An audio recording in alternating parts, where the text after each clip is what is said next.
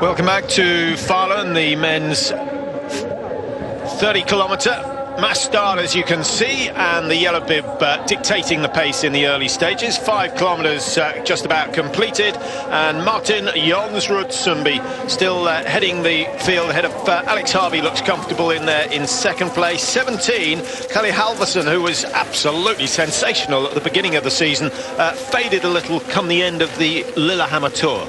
He did. I think it was some ill health in there, but he seems to be back on form now. We saw that last weekend down south in this country, but maybe not quite back to where he was. His early season form was excellent. Now this race in the classic style, the traditional style that didn't have any competition until 1984. Then it became a World Cup discipline, the freestyle, in 1985. And this reliant, of course, on the stick wax underfoot. There's a little section of the base of the ski that you put the stick wax on as opposed to the glide wax, and that will differ for each athlete. Some can get away with 12 inches, most needing something between 18 and 24. Yes, and today, of course, it has to last 30 kilometres. Soft, wet snow, so you would expect none of this wax will rip off easily. They would expect good grip throughout the 30 kilometres. And yeah, boys, do you need that grip up Murterbach and Killer Hill? Slight injection of speed from Surota, who's not having a bad season, 17th in the overall standings at the moment. Jonsrud-Sundby, obviously the World Cup leader, hasn't done a whole lot wrong this season, Jonsrud-Sundby. And his only regret probably not winning out on the Tour de Ski. Ustiakov beating him on that occasion. Now Ustiakov's a man we need to watch out for. He was going the race, but I think actually after his sprint yesterday deciding not to. No, he's is he in there? Yes, he was at number 4 he is. He's number 4. 5 kilometres in 12th position. Yeah, it'd be interesting to see. I'm a firm believer, Mike, that his efforts in the Tour de Ski have damaged his racing over the last 2 weeks. I was so surprised he came back to do the sprint in Toblach. He raced okay. I bet he regretted it. Yeah, he raced okay here yesterday, but after you know, when you win the Tour, you put in a monumental effort, and I think 2 weeks minimum rest after that. Yeah, it's quite amazing what he did there, taking those 5-stage victories. He had an intensity that we've rarely seen before. His desire to win, that was extreme. And but on the other hand, Harvey, who did not equally as well, but did very well in the Tour de Ski. Incredibly, he had a winning phase only, what, 2 weekends after that. And there he is now, bib number 3 on the inside. Red suit, closest to the fence. Yeah, he's taken a step up this season, hasn't he? And that's great for the Canadians. In fact, all the North Americans enjoying Alex Harvey's success, hoping he can carry it through to the World Championships. He, of course, took a gold in 2011 in Oslo in the sprint event there. And he's a strong competitor. And I think his success in the Tour de Ski and the races after that, I think they will stand him in good stead for success in Lahti. Very much so. It's Surota, the man from Voss, leading the way. He's good in the mass starts, 4th in Val Moster, 10-kilometre classic. I know that's very short compared to today's race, but leading the way at the moment. Yeah, Voss has produced its share of athletes in the past. So 1 or 2 very handy biathletes as well, coming from Voss. Very much. Gisela Fenn, his daughter's racing now, and of course Eric Kvalfoss, 14 World Cup wins in his career. In fact, I was just thinking, of course, Johannes Tingesbo will soon be reaching 14 victories, I'm quite sure. Bonus sprints coming up. Will there be a fight, or will they say 30 kilometres is quite enough, I don't need to be putting in bursts of speed? Looks like Deerhaug has just stepped it up a little. Number 9, number 11 is still there. That's Emil Iversen, who raced well yesterday. There's Deerhaug. He got himself in a position to challenge, but no one really challenging the authority of Sundby. They just let him stay there without any effort at all. So 3 points for Martin Jonsrud-Sundby, who's built himself a decent lead in the World Cup standings. He's on 1,218, and Ustiakov, despite picking up 400 points when he won the Tour de Ski, is still on 981. Well, there's quite some separation with the turn of pace there. The field are hurting to stay with Sundby's dash for those bonus sprints. Look at Petter Northug though.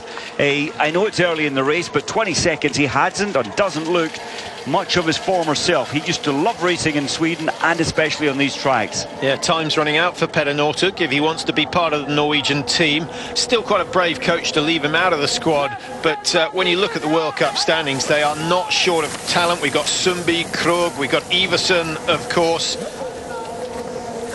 And you don't have to go far down the order to find a massive Norwegians. Kruger, Kleibo, Falun, Dierhaug, all 10, 11, 12, 13 in the rankings. Northug hasn't done anything that would qualify him to push them off the team list. Not at all, and in fact he's only got in today because Tunseth isn't well. They brought him in. Look at the skis. It's got to be Ustiakov, It is Ustiakov or Bersmientnik. That's a fantastic glide factor on those skis. It is actually Bersmientnik. Number 13, looking for Ustiakov in there. We'll get a readout as they come through the stage again. 16, that's Andrei Larkov, who's only 23rd in the World Cup standings, but having a very good start today. These warm temperatures are absolutely sensible after, only 20 minutes of racing. Take fluids on. Is this the ideal place to get a drink? It's quite quick. I suppose it's quick, but I suppose you've got your breathing under control. You just can't drink when you're gasping for air. True. I suppose that's the reason they've decided to, most of the coaches take their drink stop there. Yeah, I'm surprised they haven't devised some little object. You know, all those dog walkers who have a little object for throwing tennis balls 3 times as far as they can actually throw them themselves. If you had something like that that held a mug, it would be much easier to move that at the speed of the athlete. I suppose it would, on a little extension. There you go. Wonder why that hasn't been tried.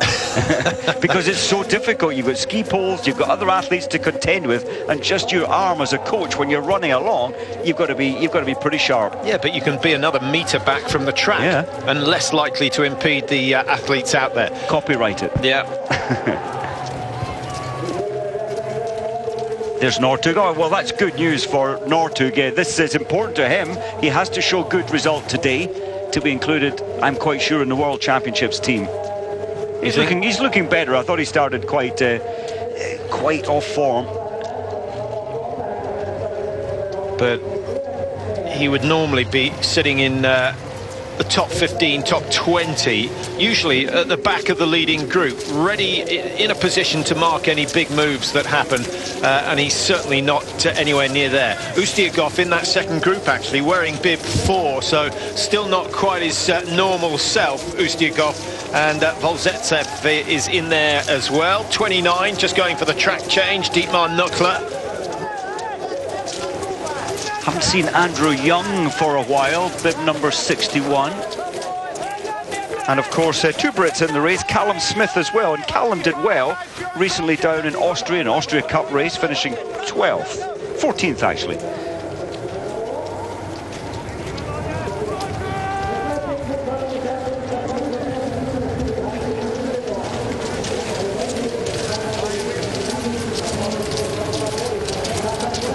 Rickardson just on the right there, bib number 18. The Swedes would love to get the victory, the first and second place today, and I think it is only really the responsibility of Halvarsson and Rickardson to achieve that. It won't be easy though. Polteranen going through ahead of Goldberg. Colonia for Switzerland didn't manage to get through the knockout phases of the sprint yesterday. A little bit of a surprise, but it does mean he's better rested for today's action.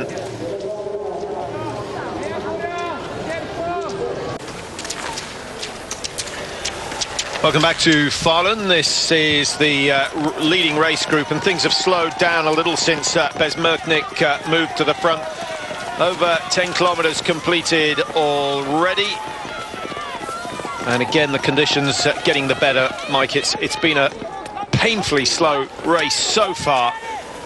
Not that they're not putting the effort in, but the conditions not allowing speed. Maurice Magnificat going through for France. So would have expected to see him a bit further up. His teammate Jean-Marc Gaillard, though, nicely tucked into the leading group.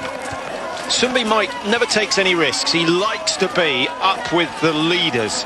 It's very tough, I think, always being a front racer. You're doing a lot of the hard work, but you're right, it buys him his own technique. He's a shorter athlete. His stride often is a little shorter, well, certainly compared to Bersmientnik at the front. The pace is going to change very soon, or is it, for the next bonus sprints? They haven't really been overly interested in those sprint points. No. Were it financial, were it a straight, you know, 10,000 euros for first through, we might see an increase in speed. But what does 30 or 15 World Cup points? What difference does that make at the end of the season? Number 8 going through, Hans Christer Holund. Just behind him is Emil Iversen, who's done well to stay with the pace. Ustiakov there, still wearing 4, tucked into that the middle now of the chase group. It doesn't look flowing. He doesn't seem to have the efficiency. Ustiakov looks like he's, for me, struggling at the moment. Yeah, he's not fighting like he did in the Tour de Ski. I mean, he was almost invincible in the first 5 stages of the Tour de Ski. Good to see. Well, good for the Finns, and I think good for the sport to see Matti Häkkinen, bib number 2 on the right side. The Finn, an out-and-out, I was going to say an out-and-out specialist classic. He used to be, but he's got his freestyle together this season. Häkkinen sprung his surprise back in 2011 at the World Championships. 15k? 15k. He was a rank outsider, but he looked... He's one of these athletes who has a good day every, back in 2011, he had one good day in about 10 races. And always can lift his form, lift his psyche for the World Championships. Well, let's have a prediction. Just seen Juha Järvi go through for Finland. He's behind Ustiakov. Will Ustiakov regain that winning form before the World Championships? Do you think he's playing it tactically at the moment, or do you think, you know, you only get one purple patch in a season? Well, he really had that amazing patch during the Tour de Ski. He was out to prove a few points as well, and that makes you focus even more, makes you angry. I think he will come back for the World Championships, but for me, he's still suppressed from his efforts at the Tour de Ski. And at the moment, it's Bersmientnik of Russia who leads ahead of Häkkinen and Sundby. Those 3 picking up the bulk of the points. Don't want to fall. In the sprint. That's Finnhagen Krog, yeah. Oh, he looks spent. Yeah, that's he him. is a man spent. He's had enough. He's had enough. Well, that's tough. 31 minutes, just over. Krog finishing 8th in the sprint yesterday. A little bit unlucky not to go through, but I think all that racing has caught up with him. So one by one, they're dropping off, but we've still got a very sizable group coming round the stadium. I was just thinking about Krog. That's quite worrying, because remember the Tour de Ski, he was doing very well. Then he finished 34th in the 10-kilometer classic, absolutely spent. And the next day, he had to pull out of the next race, as he was there, totally exhausted. That's got to be worrying in from the coach's point of view. Emil Iversen making ground on the far side. This is what he's so good at. This is why he's had some tremendous sprint results. Is he just saying to Sundby, come on, pick it up, let's go? Do you know, I initially thought, Patrick, with a climb here today over 30 kilometres, 1,092 metres rise, and I thought the giant frame of Iversen, it might be a disadvantage, especially on the one big climb, but he made it look very easy the first couple of times up it. The climb today as well, I was just looking at in terms of the British mountains, there are only 53 mountains that are above 1,092 metres. It's a huge amount of effort these lads are putting out today, over 30 kilometres. Yeah, it's only 30. It's not the long one that they get at the Worlds, the 50-kilometre. Petter Northug, of course, is the world champion in the 50-kilometre, and he's at the back there. It's good to see him there. I think this is good news. It's almost been a little quiet without him at the World Cup since, the 16th of December. It changes the feel of races when he's not there. Yeah, like him or loathe him, he is the draw factor. He's the one you want to watch when he's on form, and largely, Mike, because he has to hang on in there. He can't sustain the pace of the best in the world, but he had, when he was at his prime, had that devastating finish, and he could be 50, 60, he could even be 100 metres behind with 2 to go, and you know, the 50-kilometre here at the Worlds, I mean, you were on site, you saw it happen. There must have been a stage in the race where you thought there's no way he can win it now. Yeah, absolutely right. You thought it's impossible to turn, what, 17th position to first within a few hundred metres, but there he is, bib 19. He's magic. I'm not sure he's got the magic today. And interestingly, I see the Swedes as an athlete, love him coming to Sweden because they believe he adds spice, and he knows that the Swedish athletes have to raise their game to try and beat him. Yeah, he's a personality in a sport that is full of introverts. That's just the way it is with endurance training. You have to go out into the woods and spend 3-4 hours piling in the hours. Very, very different from the scene in the alpine racing, very different from the team events. And so that's why it's so refreshing to have the big characters. Christian Zorzi was another one, Mike, for Italy, one of the great sprinters. Pellegrino's now taken over the role as the world's best sprinter. Pellegrino, actually, with his win yesterday, goes to the top of the sprint rankings. Well, he looked delighted when he finished yesterday to get his magic back. He'd been a little flat, hadn't he, in the previous sprints? Always there, but not quite taking the titles. Yeah, and another good race from Andrew Young. He finished 14th overall, so another top 15. Oh, that's great news. That's great news for the world champs. I think the sprint course at the World Championships will suit Andrew much more than the fairly hilly course here for sprinting in Falun. And what about the distance races? I mean, Falun is known for Mörderbacken, and of course you've got that really tricky finish with 2 big climbs before you come down into the stadium. Falun is a slightly different set, isn't it? I mean, basically you've got hills with flat tops, so it's a lot of work and then a little bit of rest and fast technical descents. Lati, talking yes. to him. Oh no, yeah, this is where they came up yesterday in the sprints, and it's nothing like that in Lati. It's all pretty smooth, and I think that's going to suit Andrew Young and Muzzy as well, wonderfully well. Besmertnik goes for a little bit of herringbone. That's a technique that you have to work on as well. There's quick herringbone and there's slow herringbone. And it's all hard work.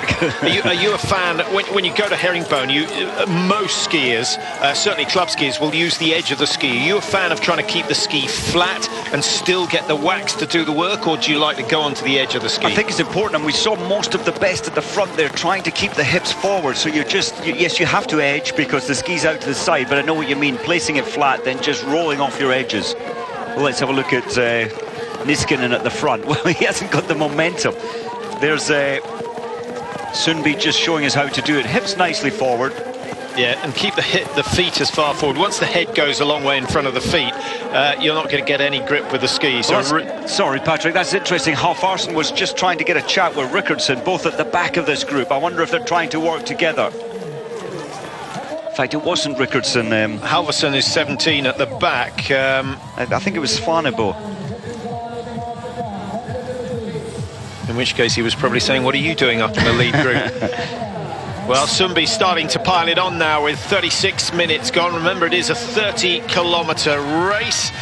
In the World Championships here, they went through the 30 kilometres in, what, 1:25, somewhere around there. So a long, long way to go. And Sundby, this time, will make sure that he gets a drink. The pace slightly less frenetic than it was last time through. They're all just settling it down. Glad of some refreshment. A couple of mouthfuls, that's all. 20-30 mils of fluid will be enough. It's not much, is it? So you've only got a chance there to gulp 2-3 gulpfuls down, and that's enough. That recharges the body. De Fabiani there just cruising. Great to see Petter Northug, but he's got to be suffering, Patrick, to allow the gap to have been created to this lead 16. He must be hurting. Yeah, he'd have a much easier ride if he was tucked in the group. And he knows that better than anybody. Niskanen, what do you make of him? He's looking good, wearing 10. He's looking great. He really is looking good. 8th of January, he took a win on the World Championship tracks in Lati, and he won by quite a margin. 130 attended the race that day. Lots of good name Norwegians as well.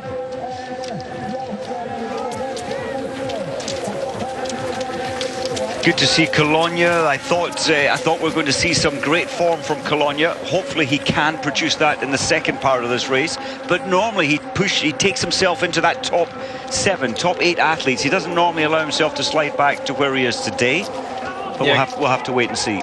Colonia a little bit like Charlotte Kaller in terms of his record. Relatively few World Cup wins, but not a bad record, particularly at the Olympic Games. Oh, so incredible. On the far left, Paul, I think it's Paul Kovac for Australia. Not entirely being lapped because they come back through the stadium and now go on another part of the loop. He has to go up the two horseshoe, or the horseshoe within the stadium next.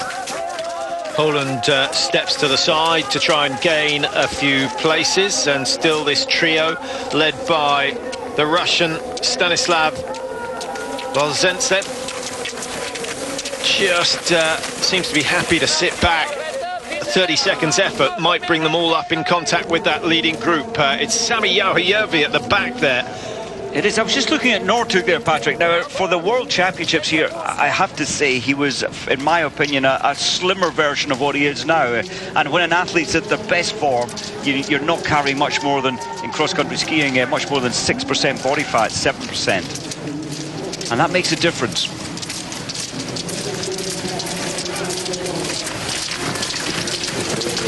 Sjörotte comes up alongside Sundby, and Sundby just checking it out. He'll also see Emil Iversen just behind Rota, and they all come through in the front 5. Heikkinen in 6 at the moment, Larkov 8, Harvey 9, Ustiagov 10. Ustiagov has made some ground, Mike, since we last saw him tucked into the second group, and maybe he was just biding his time, and who knows, he might be able to pull out a surprise. I would love to see that. Northug, well, 23 seconds. He really is fighting. He's really trying to close the gap. I think he's made a 3-second adjustment, and that's a forward adjustment.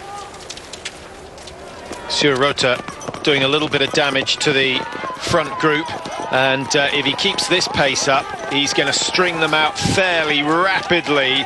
Iversen has let them go. Alex Harvey now finds himself some 20-25 meters off the pace, going through 24. Yaparov from Russia, and he's watching that lead group pull away. He's got to make a move now to get back in touch. Just thinking as they come back into the base of the Motorbakken, we've only had 3 of these races in the last 10 years at World Cup. Legianin was on the podium twice in them, and of course he's not here today. Neither is Lekov nor Belov.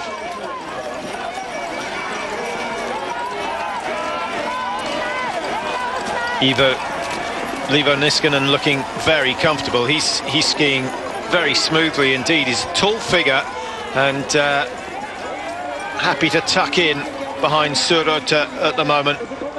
Rota finished we had a 30k in Lenzerheide last year. I think Rota finished 4th on that occasion.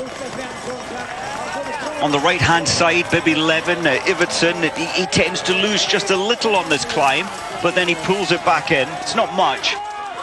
And that's the problem with this, 36-meter rise. Very, very steep, continuous for 500 meters. Well, Alex Harvey's still a man we need to consider after his recent success. Turisev at the back, 48, and the bib number giving away the World Cup ranking. Oscar Svensson.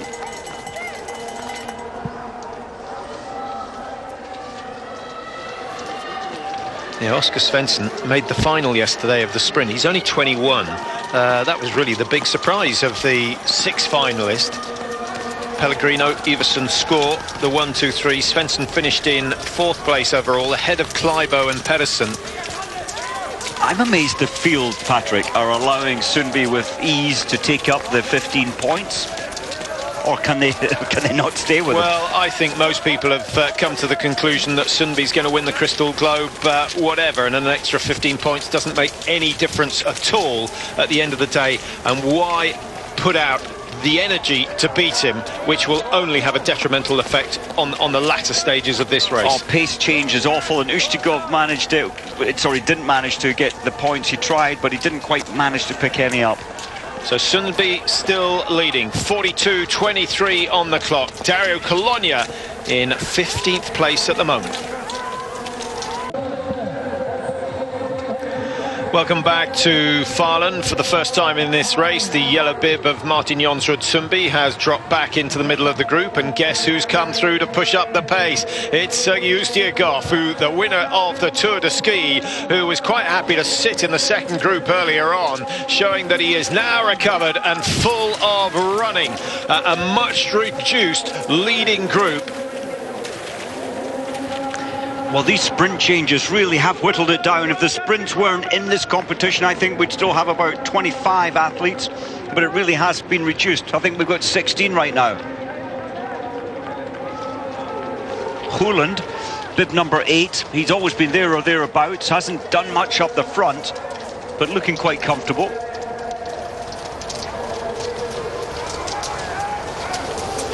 Well, I thought Ustiakov looked very, very sluggish in the opening kilometres, but maybe that easy pace that Sundby was setting allowed him to get back in touch. Rota goes for a little break, and that will stir up a few. Holland wants to match it. Alex Harvey's found himself at the back just as the pace increases. Worst possible place to be for the Canadian, and that's going to take an enormous effort to get back in touch with the leaders. I can imagine in their minds are thinking, this is early, this is very early to go for the line. Was it the 50k in 2011 when Harvey made a break early on and got a good 30-40 seconds clear? Oh, I think it was. Yeah, he's tried that many times. I remember in Norway, 50 kilometre, he led, yes, for what, 8 kilometres, but was eventually hauled back in. Depressing feeling to be out front for so long and then caught. There's only one way you go after that. Just under 10 kilometres to go, so a very, very early break for Rota, but it's certainly can't be described as anything else. Do you know, I'm just thinking, are the rest of the group, they're not reacting? Are they thinking this is foolhardy, this isn't going to work, he's not going to last? That's interesting. Yeah, I think Rota would rather have a little bit of company, and if there'd been 2 or 3 of them, I think the rest of the pack would have responded. Yeah. Chirisev looks to be close to his limit. And what about Polterainen? So good to see him back. I know he's been racing here, there, but not so much in World Cup racing. But certainly coming back into some decent form. Polterainen in the black and yellow. At 25. And Rota keeps it going. That's what, 250 metres that he's been firing on all cylinders, and he's now opened the gap to something like 35 metres. Now they're taking it seriously. Ustiakov starting to move. Sundby is just going to match the Russian, I think, at this stage. Yaparov losing contact with the back, but that's actually exactly where he was last time round, and he made good ground in the stadium to get himself back in contact with the leaders. And now, if Rota can keep this pace going on the climb, he could find himself with a 20-second lead come the top, but he's got to put the work in, and it doesn't come for free. It doesn't. There's always catch up, or there's always payback for a turn of pace like that, especially into the base and up this extreme climb. Camera really doesn't do this climb justice. Do you think he's regretting it? He's certainly slipping badly, having to go into the herringbone there, still keeping his head up. I think he will be regretting it. Keeps the poles very close to his side for the double pole, very much in contrast to Petter Northug in particular. Where you have the pole determines which muscles you're using. I've always thought it's stronger to keep them into the side, but quicker to have the hands out, because you then bring in the smaller, faster muscles. More reaction to the muscles. I think this pace change, oh well, Larkov's still with it. I thought it might separate, get rid of 2 or 3 or 4 who are struggling at the back of this lead group.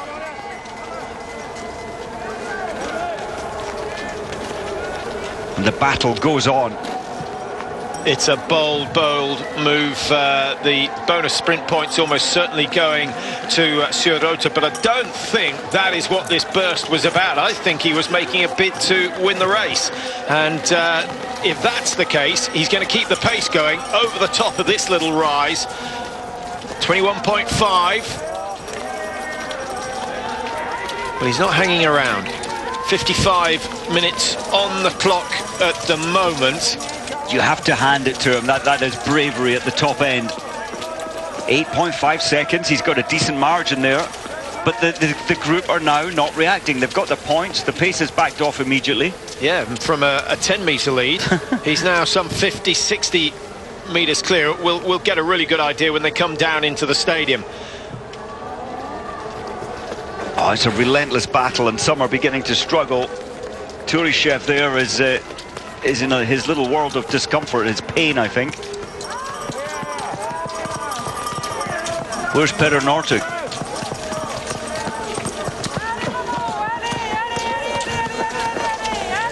Yeah, Nortug's completely lost touch now. I think he might be in that group that's even further back. Heikkinen right up there with the leaders. Sundby picking up more bonus points. Gaillard gets himself 8. Larkov's in there as well. Now, what will the margin be when we get down into the stadium? He's far enough ahead, but the group tend to travel quicker on the downhills than the single man. Well, he did have 8.5 seconds as he went over the top, and it seemed like the chasing pack almost backed off over the top. Well, this would be special. I'd love to see Rota hold this to the finish line. What does this remind you of? 2013 World Championships, Val di Fiemme. Olsen, that's right. Made a break in the 50. Dario tried to go, well, Dario did go with him until he fell. Yeah, that really changed the shape of the race. But take nothing away from Olsen. Iversen leading the chase. They're really taking this break seriously now. They're picking up the pace. They'll have a little drink. I think they think that he's going to fade. Alex Harvey sitting at the back. He's had the company of Dario Cologna for the last 10 minutes or so. Now you can see the margin, and Rota just, he looks very comfortable. See how he rises up on his toes for the double pole, trying to get as much of the power generation through the drop of the body weight. And the flex of the knee as well, Mike. In the old days, the knees stayed straight and all the bend came from the hips. Yes, his knees are coming together. There's a lot of force, though. His whole upper body, all the weight from his upper body is collapsing into the poles. And very much now the chase group are taking this as a serious threat for Rota taking a win here. It's still a long way to go. Surely he can't hold the lead for that long. Well, you've said they're taking it seriously for the last 5 minutes, but they're not making any impression. They're trying so hard. And I think that just shows the intensity that Rota is putting into this break. Now, that makes it look a little bit closer, but it's still a significant distance. And I think Rota will be encouraged by what he's managed to do over the last 4 kilometres or so. But with under an hour on the clock, he's still got some distance to go. Another 20 minutes, possibly. Emil Iversen alongside Sundby. Number 13 is Bes Mertnik, who's got a good record in classic races. There are 1 or 2 Russians who we could still call classic specialists. I think you're right, and Beshmetnik for me is one of them. And although he's not Russian, Polteranin as well, would you put him in that bracket? Yeah, lovely technique, efficient. He's had most of his success in classic skiing.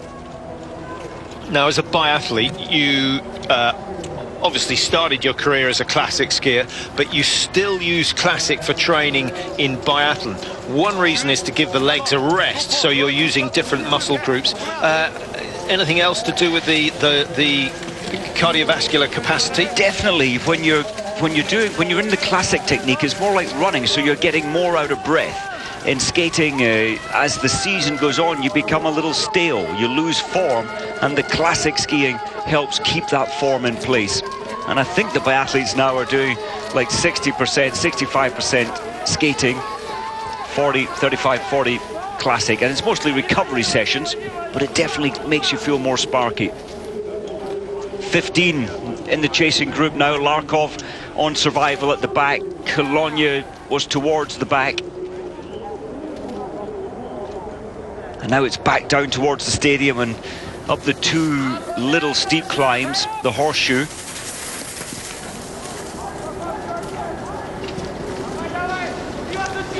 What do you reckon? Is this Sho Rota just maybe experimenting for the World Championships? What is it like going out front? What mindset do you need? How do I need to approach it? He's certainly trying to keep the pressure on. Well, it is an incredibly brave move.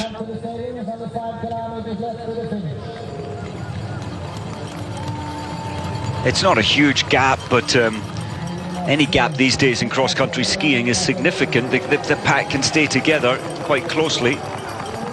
He's only had one win in his career, but it is, if you're only going to have one, you want it to be the Holmenkollen 50. And that's exactly what he did. And I think the group are starting to catch him, and his skis are failing him now. He goes into the herringbone so much earlier than the rest, and the group will be delighted to see this happening, because they know they're going to close that gap without any trouble at all. Ustiakov still pushing hard. He's in second place at the moment. Sundby, I think Sundby's on a minimalist race, Mike, trying to do as little as possible, as little speed changes, as few speed changes as possible, just to make sure that he's got something in the tank for the last group. Will Sundby try and break early on one of the big climbs if he gets to the front, or do you think he'd be prepared to leave it for the stadium? Do you know, I think we saw in Val de Fiemme, he went with what, 2.5, less than 2.5 to go, and I think Sundby, if Sho Rota is hauled in, and it looks like he's going to be, I think Sundby will be the next man to make a break. He's going to lose another 20 metres on this climb alone, and he's not going to lead into the stadium this time round. So a bold effort from Sho Rota, and with that break and that effort quashed, I think that could, his number of World Cup wins is going to stay on one, because I can't see him mounting a challenge to beat off the best sprinters in the group at the moment. Bad news as far as Petter Northug fans are concerned, Mike. He's dropped right off the pace now and in danger of finishing not seconds off the lead, but minutes. I think so. Well, he lasted for almost 20 kilometres within contact, within 20 seconds of the lead. But once he's hit that wall, or once he started fading, it's been dramatic. Ustiakov looked good for me up that hill, and maybe he's just practicing that for the next time they go up that hill, which will be prior to the finish. Russia, Norway, Finland, Sweden, France, and we've got one Canadian and one Swiss athlete at the back. That, of course, is Harvey and Dario Colonia. Well, I think we've only, it's about 12, at the best 13 minutes of racing left, so this is the crucial part. You need your final drinks in. Harvey is still there. 5 kilometres to go in the first 30 kilometre of the season, and the Norwegians up there in numbers. Emil Iversen is there, Rota hanging on despite the fact that his break was beaten.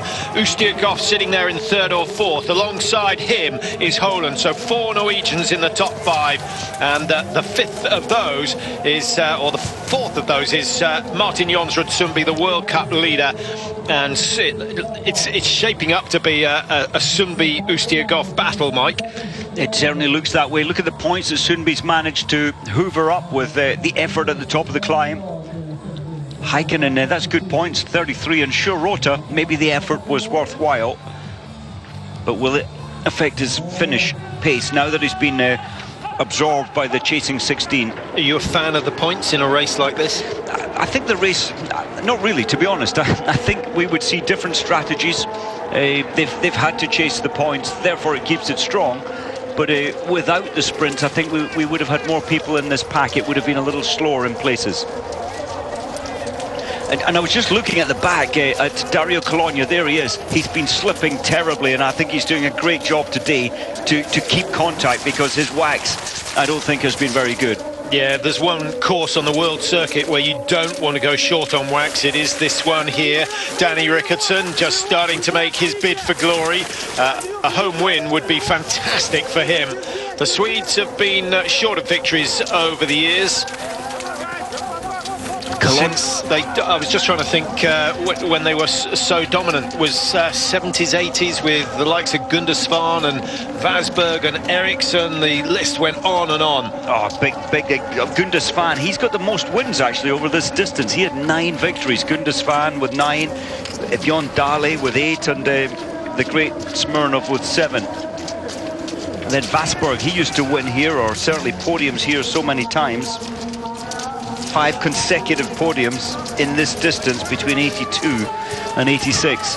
Good to see the French still have representation. Jean-Marc Gaillard is in there. He's over on the far side of the group as you look at it now, and he's just made a couple of moves. Again, he's trying to make up a couple of places. Tucks in behind Andrei Larkov of Russia. 17 is Kalle Halvarsson, still not quite as good as he was early on, but he's still in this one, certainly, as we watch Matti Häkkinen, who looks so comfortable earlier on. Is Niskanen in that leading group as well, Mike? I think he is for Finland. Yes, he is. He is. He's in the...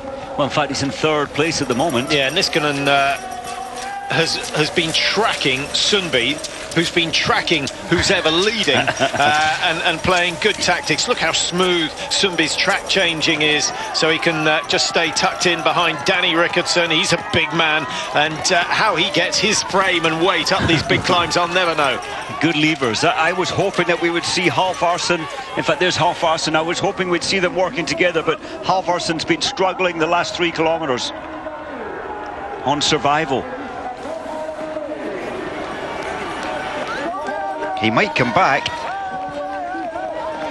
There's always an unsettling of pace, isn't there, from quite a long way out. Then someone will go late on. But so many of these races are won on this climb as they go up Mörderbacken for the last time. Trying to think of the Swede who should have won so many races but didn't, because he just didn't have the finish speed. Södergren. Yeah, Anders Södergren, and so often we saw him make his bid for glory on this very climb, but then he used to get eaten up in the closing 500-600 meters. You've got to have a sprint, and Södergren just never ever could have that final 200 pace. Well, Danny Rickardson's not too slow when it comes to 100 meters, so he'll still fancy his chances, but he's got to time the break to perfection. He's got some big names to shake off. Just keeping an eye out for Ustiakov. Has he dropped back a little bit? I think the Russian might have done. Sure, Rota's still dancing his way up there. Small figure on the right side, bib 12. Ividsson looking strong. He always loses, as we said earlier, on this hill, but he seems to pull it back. Yeah, I think Ustiakov has gone, Mike. Besmertnik and Larkov are still there for the Russians in that leading group. And for France, we've still got Gaillard in there. Still about 7 minutes of racing, so there's still opportunity from those further back, maybe even Häkkinen to come back. Bib number 2, but he's at the back of this group.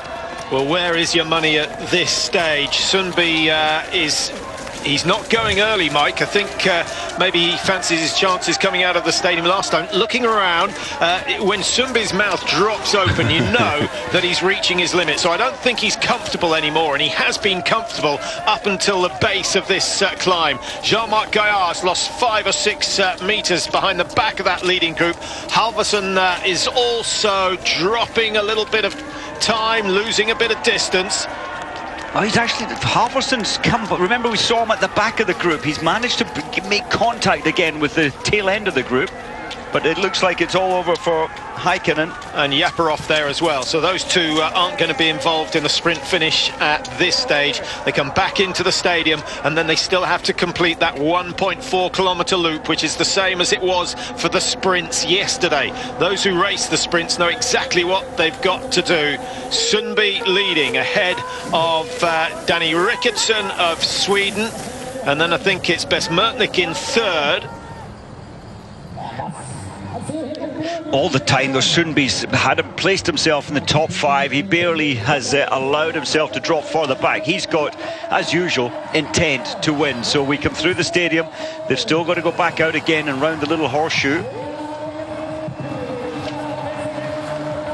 Great ski speed from Sirota, and nice to see him still there, Mike. What do we got? A group of around 8 or 9? Well, that's 11. We've got 9. That's good skis on Ividsson. Yeah, 11 if you include the 2 behind, who are desperately trying to close the gap. And Halvarsson is there, and Jean-Marc Gaillard, I thought he was a spent force, but he's still at the back of the group. Just over 1.5 kilometers to go, and it's going to get faster and faster as they work their way up to the far end of the stadium. Look at that. Halvarsson is now in contact. That gap was at 12 seconds. He's now got contact to about 3 seconds. He's back in business. Iversen leads. The Finns hoping that Niskanen can do something. Now what we saw there, Patrick, without a doubt, we saw sure Rota's skis good, but Ividson's were the best. Whether he put some major effort in or whether there was drafting, certainly a fantastic glide into the home part of the race next time, you'd think. Well, Iversen was in the sprint yesterday, so hats off to anyone that can complete the sprint and come back and produce a performance like this.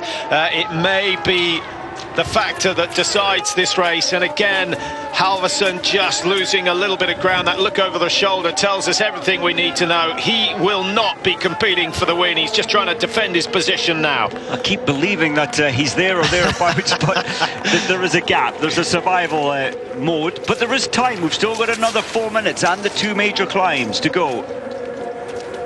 I bet that Rickardson would love Halvorsen alongside him up the front there.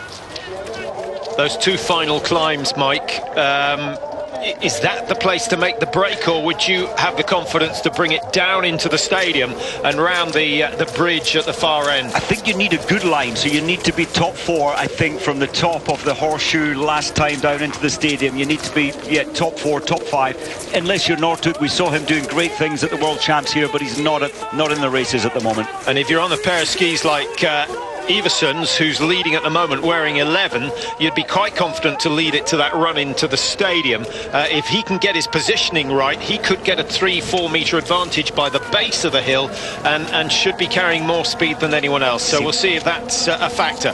Well, he's certainly trying to hold the front at the moment. It's not a break, but he's just determined to hold that front position. Norway, Russia, Finland, Sweden, and a slim chance for the French to take this one. Norwegians outnumbering everyone else, but that's not unusual. The Russians are always dangerous in this situation, but they have lost Ustiakov, who you can just see in the background. He won't get back in contact with the race leaders now. Only 1.8 kilometers to go. It's still a fair bit of racing still to go. Halvorsen, well, he's still there. He still thinks there's a chance, maybe. Is it going to be a slow application of pressure from Sundby? And the fact that he strung them out a little bit on this bit would suggest that he's increased the pace significantly.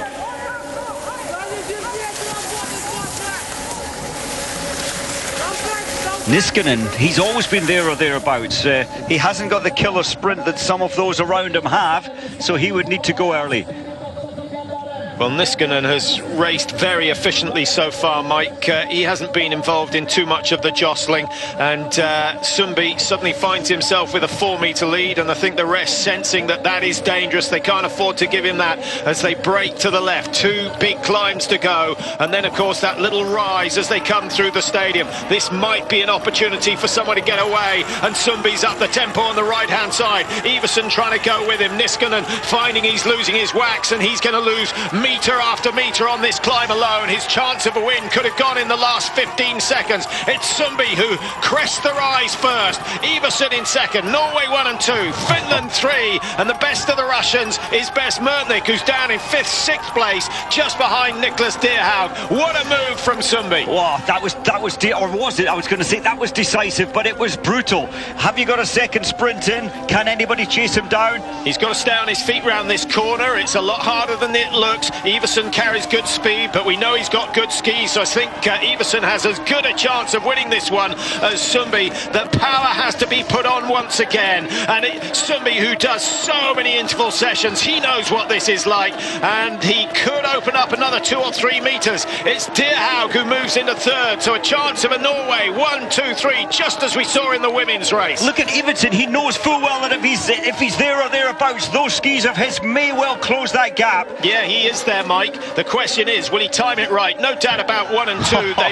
They've got 40, 50 metres clear at the moment. Down into the stadium for the final time. Look at those skis. Leading, but Iversen closes up the gap. He'll step to his left, or will he go right? He'll go right, and Iversen's going to be leading coming up to the final little rise. But don't rule out Sundby quite yet. much better at sprinting than he was 4 or 5 years ago. Everson's the bigger, the stronger man, but he was involved in all the sprints yesterday, so fatigue could still play a part in this one. He's got the good inside line, or is it? I think it is the best line today. So important to carry speed on this last downhill. Everson could pull away with the ski speed. I think he's going to. The margin up to 8 metres now. And Sumbi, is he going to fight this? No, he's given up the ghost. Sumbi's happy with second. It's Everson who's going to storm home to victory. A great race for the Norwegians. They're going to get 1 and 2, but I think Sweden might just get in there with third place. But the Norwegians still fighting there. I think that's Halvarsson, not Rickardsson, but Halvarsson for third place. It is. Well, fantastic comeback by Halvarsson. Remember, leaving the stadium, he looked finished. You kept saying he was looking dangerous. Excellent call. Excellent call. I'm not sure where he made all the ground up. Niskanen down in 6. We got Rickardsson 7, Besmertnik 8. The Norwegians peppering the top 10. But this is the man that rules in Falun. Everson with a tremendous finish. Half the prize money to his technician, or 75%. Well, I tell you what, yeah, without a doubt, his skis were brilliant. Even compared to Sumbi, the same waxing team, and it sometimes happens. But I think what Everson did in the final climb was brutal. He was a man in a world of pain, and he knew he had to survive over the top, quite close to Sumbi, to give himself a slender chance. Yeah, a popular winner. A popular winner amongst not just the Norwegians, but all the others as well. Sumbi looked a little disconsolate with his second place. He's a man who likes winning, and he was well beaten today, down into second place. Everson taking top spot.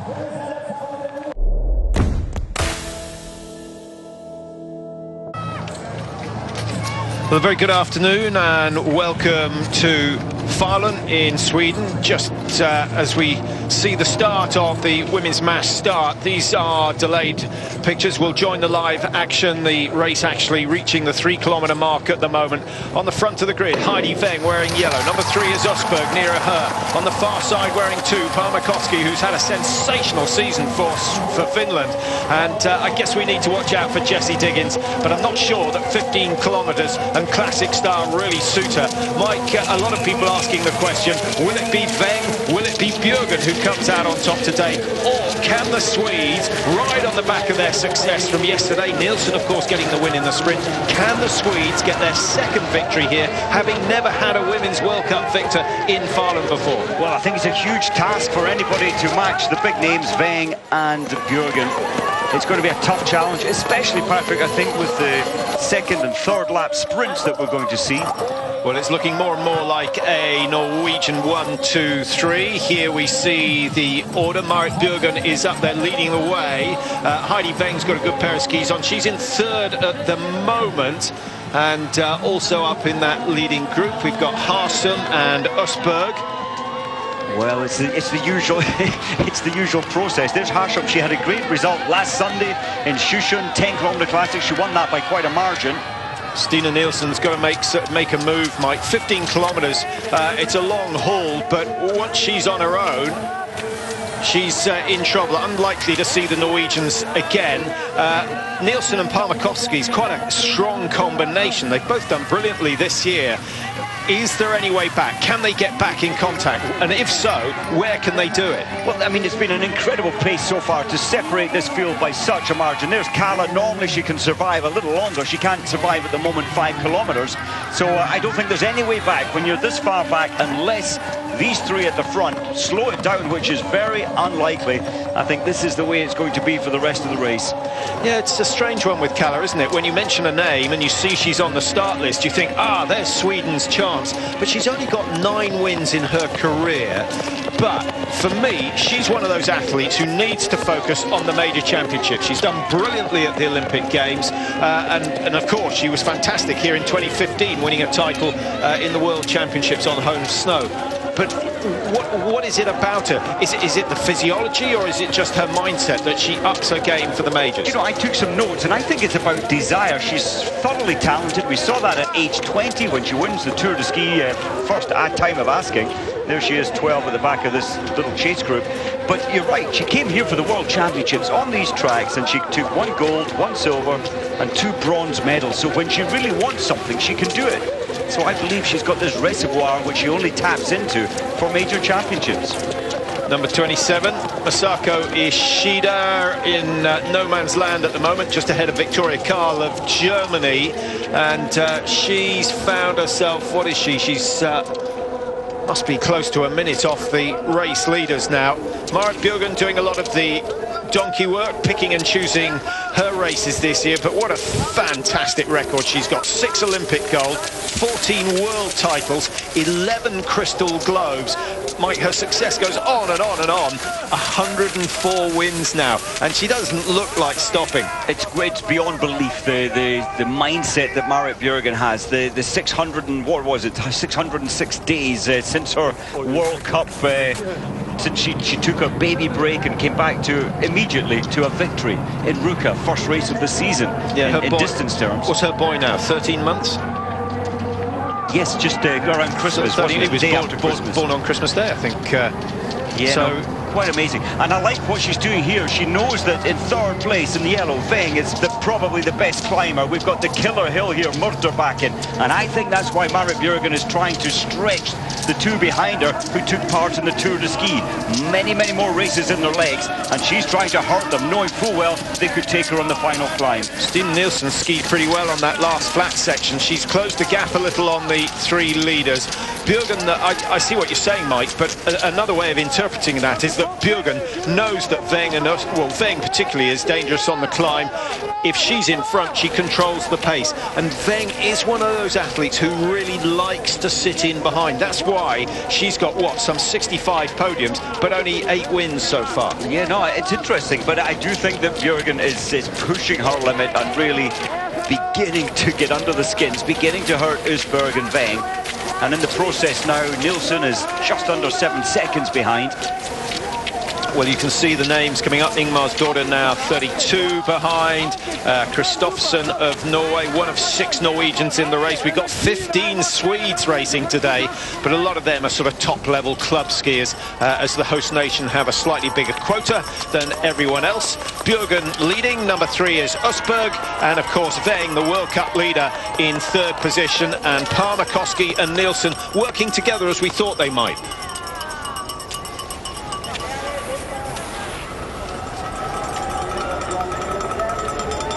Harsham, she showed good qualities in the early part of the season, looked good in the Tour de Ski, and I really put her in the bracket that Johaug was in 3-4 years before she made her name big, and Veng was in, what, 3-4 years ago. Hugely talented, but not quite strong enough, physically strong enough to compete at this level. And the one thing that Veng has done this season that I think has made a difference, same as Johaug, 18 months ago, increase the strength so you can compete with the likes of Bjørgen. Bjørgen, that's where Bjørgen went early with her strength. She was always a great sprinter, but nobody can match her in the gym in terms of pushing weights or lifting her own weight.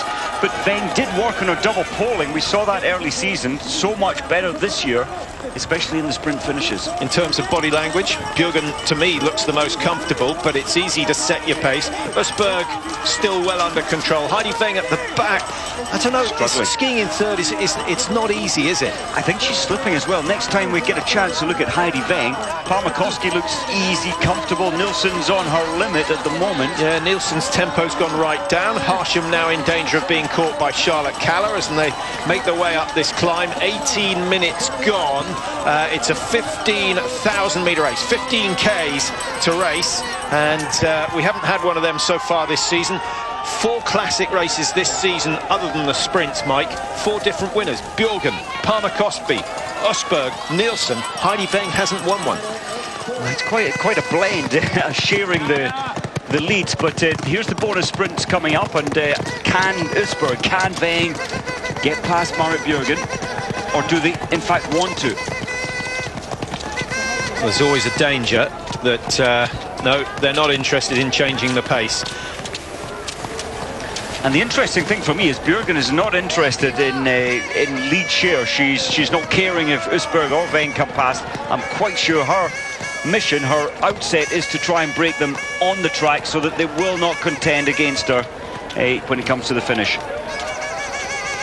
Nielsen 19.4. Keep an eye on that. We'll just try and track it down. Last time we saw her, she was well, at 5.7 kilometers, she was only 6.9 behind, so the climb has done Nielsen a little bit of damage. Charlotte Kaller now 26 and she was 25, so Charlotte Kaller is keeping pace with the race leaders, and if she keeps doing that, she could be the one who moves up into fourth and gets closest to this Norwegian trio. How many times have we seen this, Mike?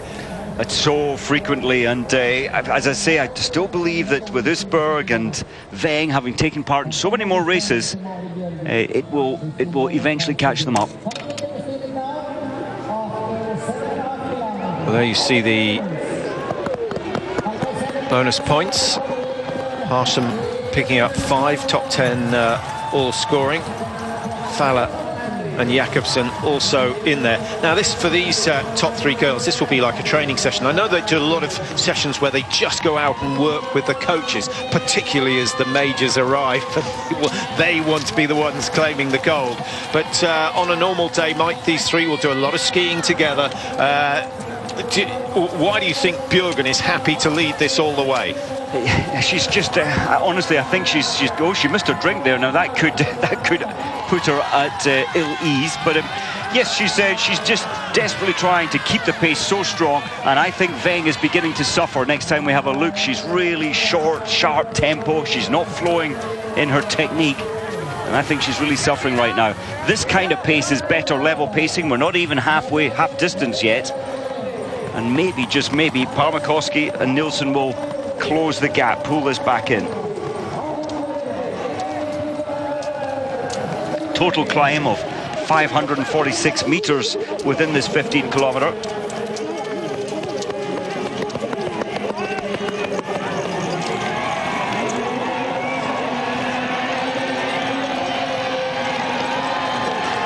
They come through the stadium, and then on this, so twice they're brought back into the stadium in each loop of 5 kilometers. They take a slightly different turn as they exit the stadium.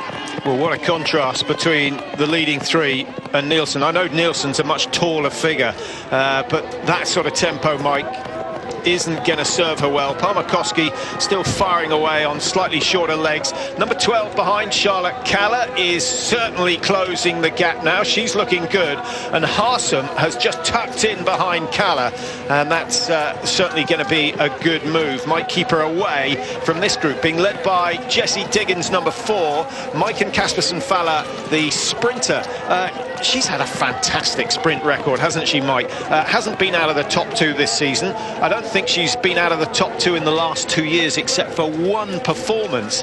And you know, looks as if she could be heading for the Crystal Globe in the sprint, although Nielsen, winning yesterday, has closed that gap dramatically. So I think that's going to be one of the big climaxes of the season. It is, and this is where Nielsen made her name. You know, she came in here to the World Championships 2015 as an outsider. Yes, she was known for sprinting as a junior, but she really lifted her game here for the World Championships. Yeah, and I think that's one of the reasons that Nielsen's struggling today. She went the distance in the sprint, put a huge effort in to win. The top 3, incidentally, Nielsen ahead of Fowler, Heidi Weng getting a 3rd, so that was another podium, taking her tally of podiums up to 65. And Usberg not just making it as far as the quarterfinal, so therefore 2 less sprints out of her legs on this track from yesterday, and that could well play into Usberg's hands today.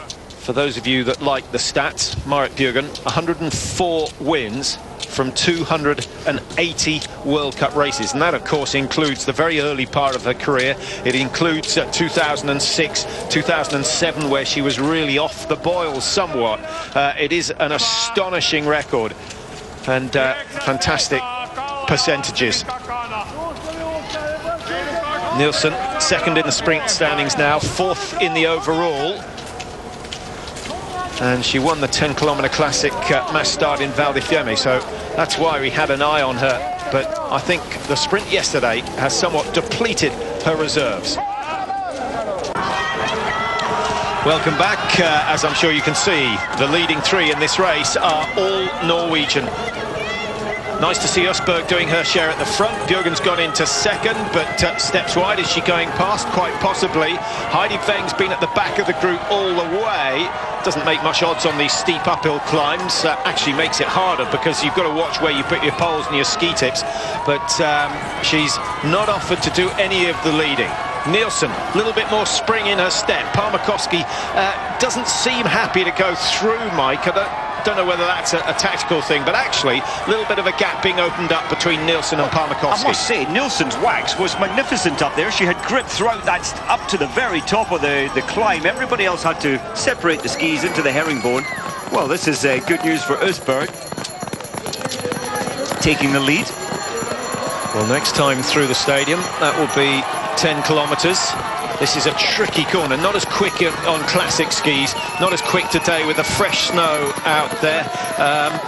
It's looking more wintry than it did for 2015 in the World Championships. It certainly is.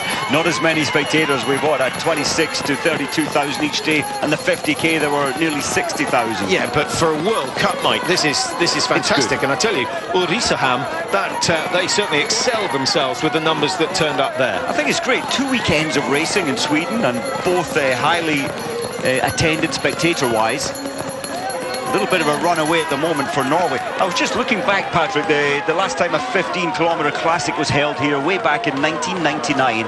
On that occasion, there were 4 Russians in the top 6, and the Russians broke the field by almost a minute. Lazutina, Zhekina, and Baranova were, well, a minute ahead of the rest. How much notice are you going to take of those results? Exactly. The best of the Norwegians then was in 8th place, Bente Skari, and 8th place then was a minute and a half behind the lead time. Nielsen now on her own, seems to have had a second wind as she works her way around the top end of the stadium. 5Ks to go. She's going to have to dig very, very deep. It's not a particularly quick race, but the conditions certainly playing a major part in that, as you can see. Soft snow, it's difficult in classic, isn't it, Mike? It's so nice when you get those firm, hard spores, as they call them. It's like being on a set of Scare Electrics tracks, but not today. You need great balance, don't you? I know the tracks are cut in. It looks like Usberg is trying to make some impression here, break the field, but it's unlikely. Double poling much, much further than the rest. It's quite a steep climb out of the stadium. I'm surprised she's able to maintain the double poling up this section. Maybe it's her wax, not quite as grippy as it was 10 kilometres ago.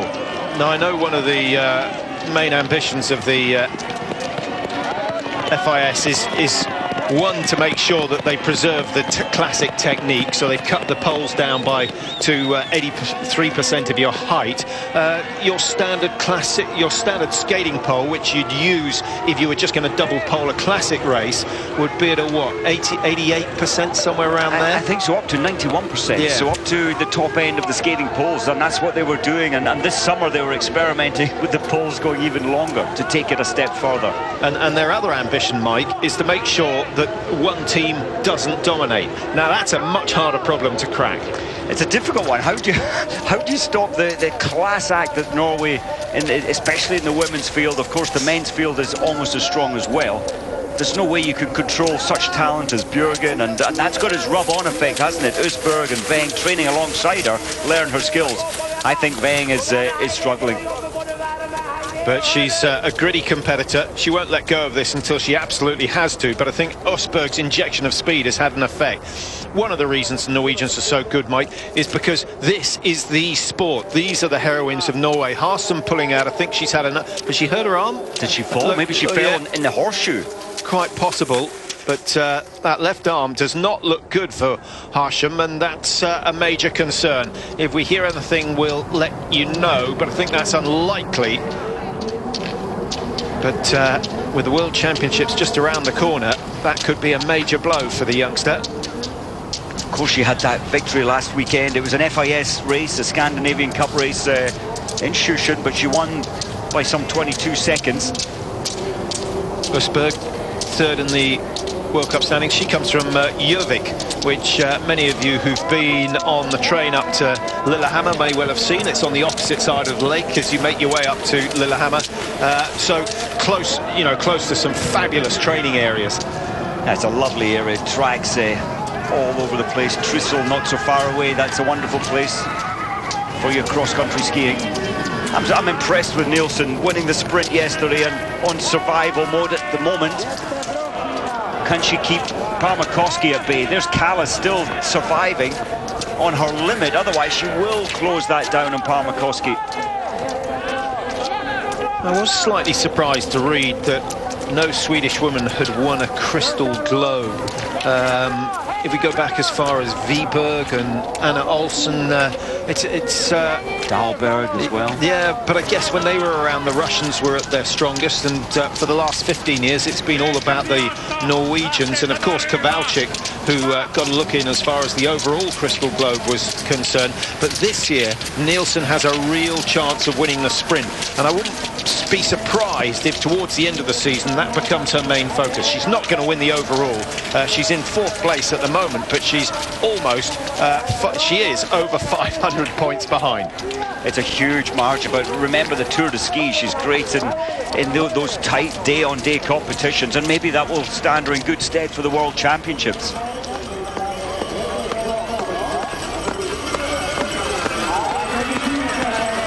Østberg has been leading for what, about 3 kilometers now since she took over from Marit Bjørgen. Heidi Weng hasn't moved from 3rd place. She has, though, closed that little gap.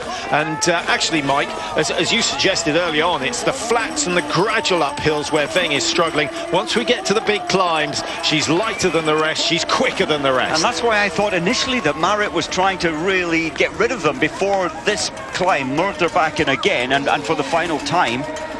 Because if they're around with, what, 4Ks to go, she will not be able to out-sprint them, or that will be her strategy. How do you break these young sprinters? It's very difficult. And actually, that's where Heidi Weng needs to capitalise. We saw her climbing qualities on the final stage of the Tour de Ski, and tactically, this is the area she needs to make the break.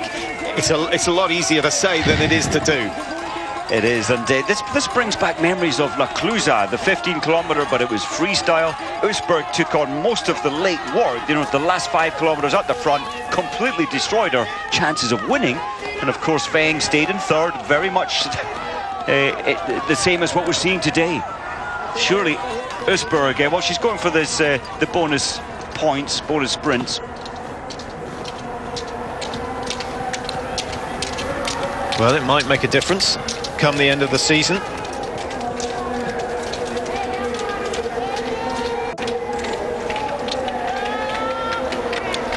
Little slip from Østberg, that will be a concern. She changed tracks again, the rest follow suit. Absolutely no point breaking trail when there's someone else who's prepared to do it for you. Nielsen just slowly drawing away from Parmakoski, who's looking tired. It's been an amazing season for Parmakoski, 2nd in the Tour de Ski. We saw her in the mass start in Val di Fiemme, the last of the classics. She was 4th. In Valmester, she was 3rd. In Ruka, the first classic distance race of the season, she was 2nd. So she's either going to be 5th or 1st today. I'm afraid it's going to be 5th at this rate. It looks that way at the moment. This is the top of the brutal climb. I think it's a direct climb of 37 meters from the bottom to the top. Your legs are a little shaky as you drop down. You can see the tracks in the far distance there. Kala should be spinning back down there. There she is. And then you get this, what, about a 25-second recovery, and it's not such a recovery because you're having to work left, then fast right again. No discernible difference on the ski speed from the 3 Norwegians. Not surprising, they certainly will have had shared information on what was going best. Heidi Weng using the slipstream to try and make a little bit of ground, but as soon as she steps to the side, it was a poor track change. Actually, that's a skill that all skiers need to practice, and most tend not to, Mike. Changing tracks, it's an opportunity actually to accelerate. It certainly is, and you have to practice these things as well within your race season, because you lose some of those skills. I'm just thinking, Bjørgen, she'd led for about the first 10.5 kilometres. She'd realised that strategy wasn't working, and that's why she allowed Østberg to lead. So Bjørgen will be going through a process. What do I need to do to win this one? I think she has to put a sprint, a break in quite soon. And something else that's worth considering is that Heidi Weng raced in the sprint yesterday. She went all the way, finished in 3rd place. Parmakoski did. Parmakoski looks tired. Nielsen doesn't look quite as fiery as she did in the Tour de Ski. Charlotte Kaller always looks as though she's travelling quicker, but she's not actually making any ground. She was 28 behind at 10 kilometres. At 10.7 she was 43 behind. So Charlotte Kaller now losing a lot of ground, but a lot of that came on the big climb. There's Parmakoski, Finland's #1, and their big hope for the World Championships in Lahti. It's about time to start preparing for the big one, isn't it, Mike? And we want the Finns to be as successful as the Swedes were in Falun 2 years ago. No, that would be good. And I think Parmakoski in the far distance, her strength used to be the classic. It still is, but she's on an off day, I think, today. But she went last summer, got experts in to work on her balance on the skating skis, and looking at technique in depth, and she really has improved. I think 2nd last weekend at the World Cup here in Sweden. Fala's having a great race. She's in that group, a specialist sprinter, really, Fala, so she's done well to hang on. These 3 ladies, they can do just about anything. Bjørgen used to be the queen of the sprints and then became #1 in terms of distance racing. Heidi Weng, it'll be interesting to see how her future develops. She didn't really come from a sprinting background, but this year, Mike, because of the increased upper body strength, she's actually found herself to have a very handy finish, and she looked fantastic in the sprint race yesterday, particularly in the quarterfinals and semi-finals. Oh, she's so much improved in the sprint field. She's hanging on, but that's the strength with Heidi Weng at the back there, is her mindset. She hasn't, I don't think she's had particularly good grip on her skis compared to her teammates, which is surprising, and she's just on survival for me. Yeah, you can see on the step double pole, not really standing tall in between, which is usually a sign that fatigue is setting in.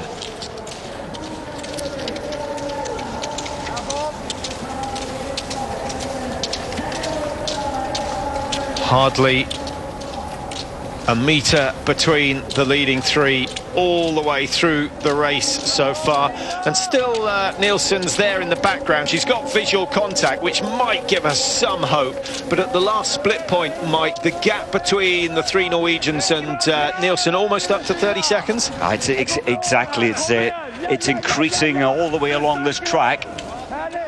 Although Nielsen, she's kept it efficient, she's on her limit clearly, and knowing full well she couldn't bridge the gap, close the gap to the 3 Norwegians. And now she just has to fight for this 4th place. It's Kaller that's coming through now.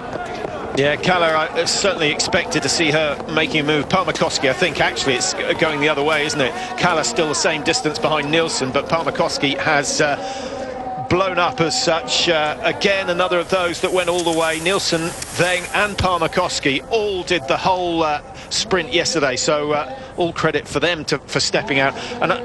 And if they were afforded the luxury of a 3-day meet, and of course they want to race on the weekends because that's when the spectators turn up, but if you had the ideal world, you'd have a 3-day weekend with the middle day off to allow those doing the sprint to recover. You would. There has to be. In fact, the sprint's taking off. This is up the horseshoe, so there's 2 major climbs here, and it looks like Østberg's taking the initiative. One of them had to.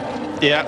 Well, I'm surprised Østberg's gone here, because I don't think they're going to shake off Heidi Weng, because she is that brilliant climber. She moves to the right, looking for some firm contact in the tracks. Østberg just slow to come across, an early burst, but now it starts to fade, and still she hasn't managed to shake off the opposition. They may all be from the same team, but there's ferocious competitiveness here. Østberg still leading, the tempo goes. Bjørgen's got a clean track ahead of her if she can take advantage of that, and now Heidi Weng closing. One more big climb to come, and then they're down into the stadium. If Weng can hang on this final climb, then she's got a really good chance, because I think this season, if you look at the sprint results, she's the best of the 3. But Bjørgen is fresh, Østberg is fresh, and that might be the deciding factor. Østberg, she was thrown out on entry to the corner, which lost her a couple of metres on the exit, and advantage now Marit Bjørgen.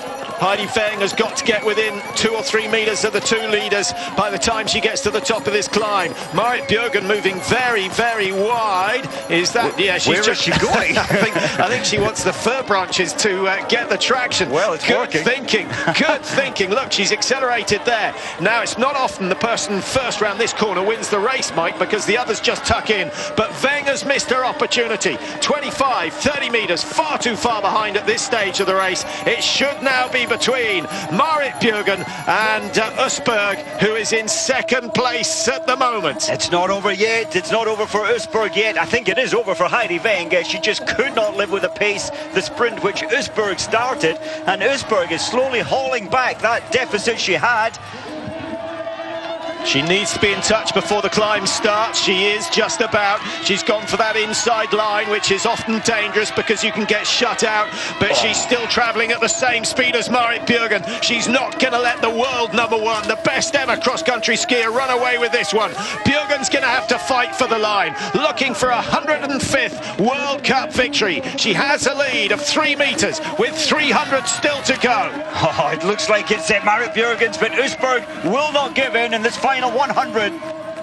She's close enough, and if she can just get into the slipstream, Østberg might be able to do something. But if there's one woman out there with extraordinary upper body strength, it is Marit Bjørgen, and she's using it to good effect down the home straight. 20 metres to go, and win number 105 is Marit Bjørgen's on the same tracks where she dominated the World Championships 2 years ago. Her second, she's had 2 wins this season already, so that's win number 3, and 3 World Cup victories since she came back from her family break. And Østberg second place yet again. Heidi Weng picks up podium number 66. You spotted it right, Mike. She was a spent force. She didn't lead because she couldn't lead. She could not. That's such a pity for Weng. She will lose points today in the ranking compared to Østberg, and Østberg would so much have loved to win that one to get the 100 points. And Nielsen, no podium, no win. Disappointing for her after yesterday's success. A Norwegian 1, 2, 3. Not for the first time. We've seen it plenty of times over the last few years. Well done to Charlotte Kalla. My thinking is she is gearing everything towards the World Championships. And if you plot her graph of performances, they're getting better and better and better. 101 behind, but she did all the work on her own. She did. It was just a pity she couldn't have stayed with her teammate Nielsen. I'm amazed that she didn't. So important to have contact with it, especially with your teammate, and then they could have shared the workload, but she could not stay with that early pace. Be interesting to see the odds on the Norwegian relay team winning the World Championships, Mike, but cast your mind back to 2014. Who beat the Norwegians in the Sochi Olympics? Sweden. And with Kalla coming back to form, Nielsen still looking fantastically strong. Maybe something extraordinary will happen. And the Finns, look at that. Palmakoski, Kaloinen, Niskanen, all up in the top 11 positions. I'm so impressed with Falla. She's an out-and-out sprinter, but I think she got 7th there. Just confirm. She did, 7th position. That's wonderful for Falla. This is Astrid Jakobsen, who started her career as a sprinter, won a World Championships in, was it Oberstdorf, or did she win in Japan? Sapporo. Yep, 2007. Ingmar's daughter 15. Kristoffersen, another Norwegian in the top positions, World Cup point-winning positions. Sadova of Russia, the Russians missing from the top 10 today. Stephanie Böller for Germany down in 18, ahead of Saarinen, the veteran in the Finnish team. And the top 20 across the line. Marit Bjørgen reigns again. Well, some of the tail-enders still coming across the line. 53 starters today in the women's mass start, 15-kilometre.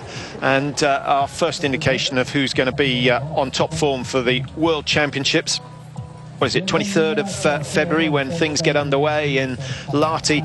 The long distance race this time round, Mike, is obviously going to be in freestyle. It was a classic race here in Falun 2 years ago. The 10-kilometre classic, though, for women, is that where we expect Marit Bjørgen to be dangerous? I think so. She's showed her cards, especially if it's time trialling, then I think that does play into Marit Bjørgen's hands. She's just got so much strength. I think Kowalczyk, she's away preparing already. She's shown reasonable form. She raced up in Lahti recently at a Scandinavia Cup. She won there by a huge margin. I hope that Kowalczyk will be back strong. And if she's going to win, it will be that 10-kilometre classic. That would be I think her main hope. And that would be her 50th victory with Kowalczyk. She sat on 49 victories for the last 3 years. The last 2 years, actually. And of course, the team sprint is going to be classic this time.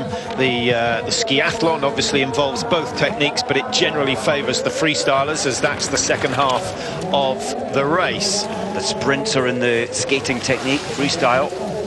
Sutherland of Sweden coming across 5:24 behind. The winning time today, as you can see, 41:28.8. We've seen quicker, we've seen considerably slower, but the pace at the front in these conditions was pretty stiff. Once the Norwegian trio had made the break, Mike, they didn't have any option. They didn't have that luxury of starting to play games, because they could not afford Nielsen to make contact with them. Otherwise, Nielsen would have probably stolen it on the last 500 metres. Well, it was...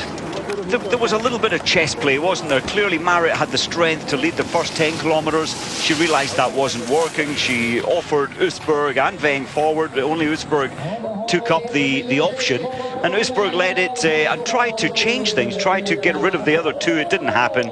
And of course the strength of Marit in the final 500 metres came through. Yeah, Bjørgen picking and choosing her races, didn't do the Tour de Ski, so missed a whole chunk. That's put her out of the running for the overall Crystal Globe, but that was not her intention this year. Obviously, she's combining family with her job of ski racing. That's her third win out of 10 appearances. She's been on the podium 50% of the time. She's obviously picking and choosing pretty well. Yeah, she certainly is. And I think that's what Marit Bjørgen, there she is, victory. She can pick and choose, she can live her lifestyle, she's a happy person now, and that brings success. Yeah, I think credit to Weng, because it's not easy when you've done a sprint less than 24 hours ago. She was happy with third place, but she's got to make sure that she consistently gets in front of Marit Bjørgen. She can't afford Bjørgen to get that sort of status and aura again, which she had 3-4 years ago, and Johaug, of course, had it last year. Johaug did. Johaug very quickly replaced Marit Bjørgen to take so many victories last season, and of course the overall World Cup winner. Stadlober, 14th. She showed her credentials here as a 20-year-old at the World Championships. Now the USA are a team that can spring a surprise at the Worlds. They did it 2 years ago, and they've got, what, 4 athletes in the top 34 today. There aren't many teams that can claim that. And whoever would have thought they would take silver and bronze here at the World Champs in the 10-kilometre freestyle.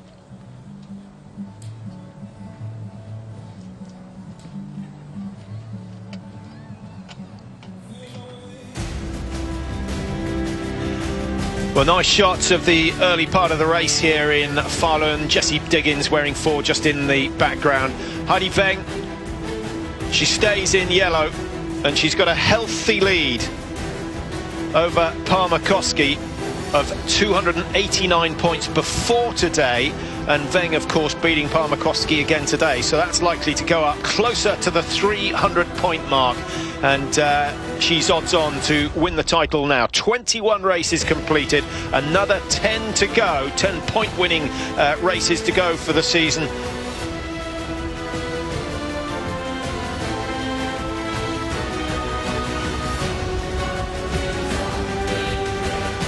Just thinking, Patrick, for the second position in the overall World Cup standings, of course, Østberg has pulled 40 points back on Parmakoski, which takes her about 30 points behind her.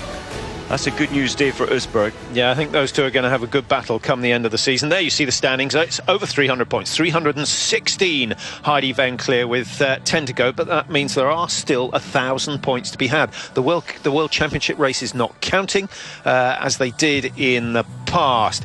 Kiloinen down in 10. Charlotte Callas still in 14th, but she had a much better race today. Looked strong in the closing stages. Couldn't quite catch Stina Nielsen.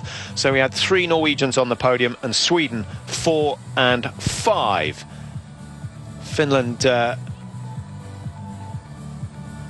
in 6.